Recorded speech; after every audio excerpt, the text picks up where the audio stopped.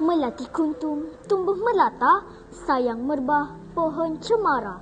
Assalamualaikum, mulanya kata, saya sembah pembuka bicara.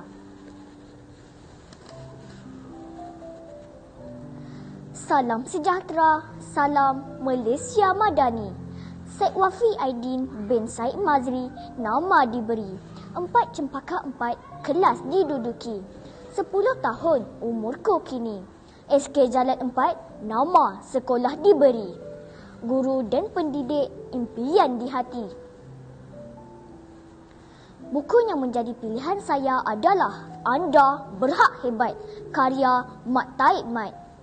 Buku ini merupakan cetakan edisi kedua yang mengandungi 178 halaman, terbitan MTM Konsultan Sendirian Berhad, keluaran 2016.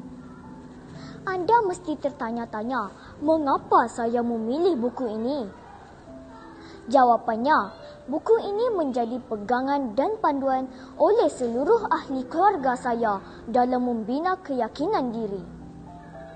Sebelum lidah petah berbicara, ayo kita kenali penulis buku ini dengan lebih dekat lagi. Tuan Haji Mat Taib Mat merupakan seorang usahawan yang berjaya membangunkan perniagaannya dalam bidang komputer dan perisian.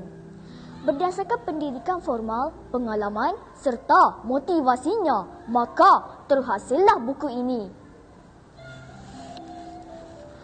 Warga Malaysia Madani sekalian, buku ini mengandungi 12 intipati utama.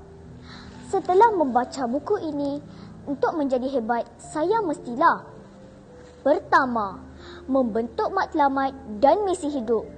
Kedua, saya perlu membuat pilihan. Seterusnya, yang ketiga, saya perlu memantapkan diri. Akhir sekali, yang keempat, saya perlu menyediakan formula kejayaan diri. Justeru, buku ini mampu dijadikan petunjuk ke arah kehidupan yang lebih bermutu. Saya ingin hebat, anda juga berhak hebat. Anda mesti beli buku ini segera.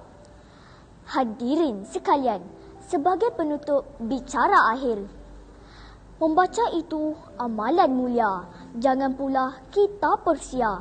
Mencari ilmu di mana ada, jadi panduan di alam dunia.